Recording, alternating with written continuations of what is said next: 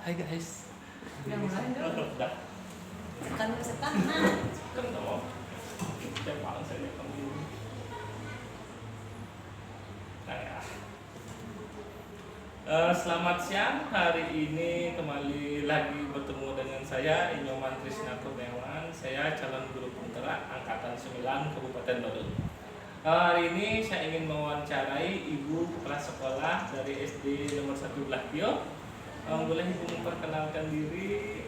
Ya, perkenalkan nama saya Nimadi Dwi Tresnayanti. Saya PLT di SD 1 Blakio dari April 2020. Ya, terima kasih Ibu. Untuk pemenuhan tugas pada modul 3.1 ini yang tidak lain dan tidak bukan, di sini pengambilan keputusan berbasis nilai-nilai kebajikan sebagai pemimpin. Nanti terkait hal tersebut ada pun beberapa pertanyaan yang ingin saya tanyakan ke Ibu Kepala Sekolah terkait materi yang saya sampaikan tadi.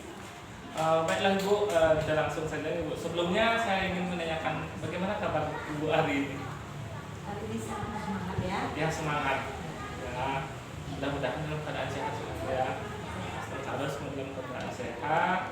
Nah, untuk hari ini saya ingin menanyakan ke Ibu terkait hal-hal yang menjadi nilai-nilai kebajikan sebagai pemimpin, terutama Ibu sebagai kepala sekolah Ibu. Langsung saja Ibu, untuk pertanyaan pertama, selama ini bagaimana Ibu dapat mengidentifikasi kasus-kasus yang merupakan dilema etika atau didikan moral? Seperti yang kita tahu, dalam sebuah permasalahan yang harus kita lakukan pertama adalah mengidentifikasi sendiri masalahnya. Siapa saja yang terlibat, seperti apa masalahnya, dan fakta-fakta terkait permasalahan. Lanjut untuk pertanyaan nomor 2 nih Bu.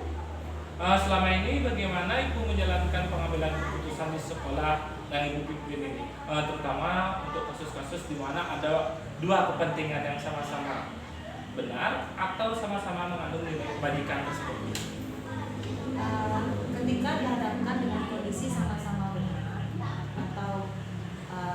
atau salah, saya tetap mengidentifikasi dulu pertama masalahnya, kemudian siapa saja yang terlibat, dan bagaimana juga kita harus berpikir dalam pengambilan keputusan sebab akibatnya seperti apa. Jadi dampak dari keputusan itu seperti apa harus kita pikirkan. Lanjut Ibu, untuk pertanyaan nomor 3, langkah-langkah atau prosedur seperti apa yang biasa Ibu lakukan selama ini? Langkah-langkah yang saya ambil yang pertama itu memahami nilai-nilai yang bertentangan terlebih dahulu, kemudian menentukan siapa saja yang terlibat dalam hal ini dan mengumpulkan fakta-fakta yang relevan. Pertanyaan selanjutnya Ibu, hal-hal apa saja yang selama ini Ibu anggap efektif dalam pengambilan keputusan pada kasus-kasus dilema etika tersebut?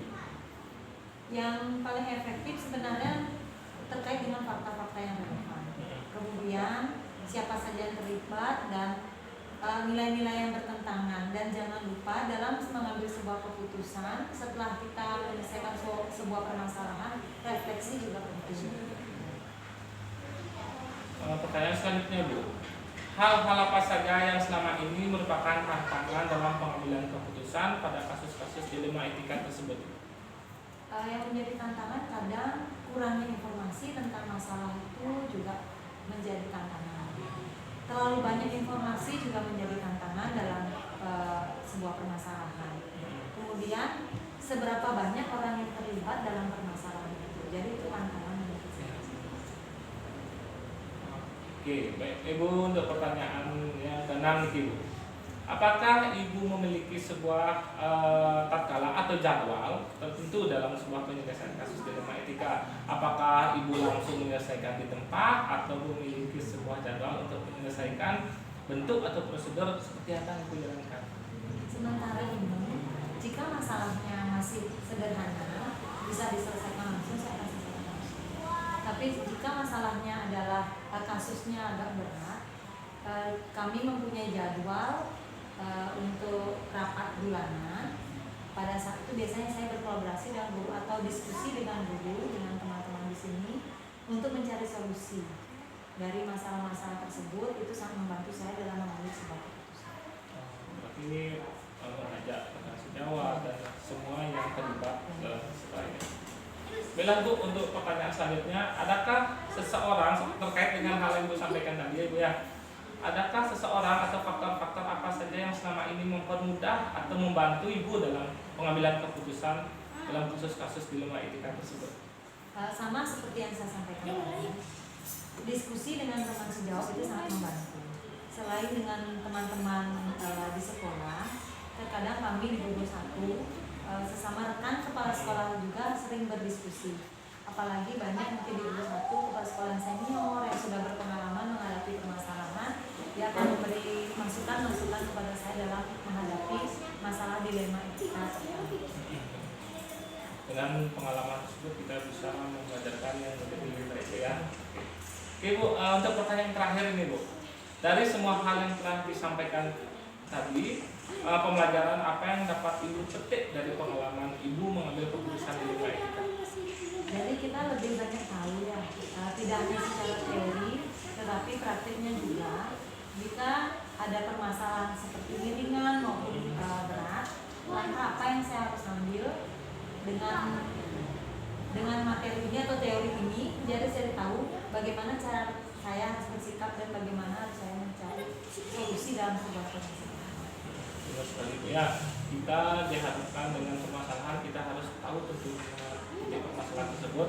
Dengan teori kita bisa mengambil keputusan yang bijak. Tanpa teori kemungkinan nanti keputusan yang kita ambil itu tidak relevan, tidak baik ya. Oke, baiklah Bu, demikian tadi perbincangan singkat saya bersama Ibu kelas sekolah SD nomor 1 Blakio, yaitu Bu Krisnayanti. Terima kasih Bu sudah meluangkan waktunya. Mudah-mudahan kita bertemu di lain waktu. Baiklah, demikian tadi yang dapat kami sampaikan untuk hari ini. Sudah berjalan dengan baik dan terima kasih. Tidak kan?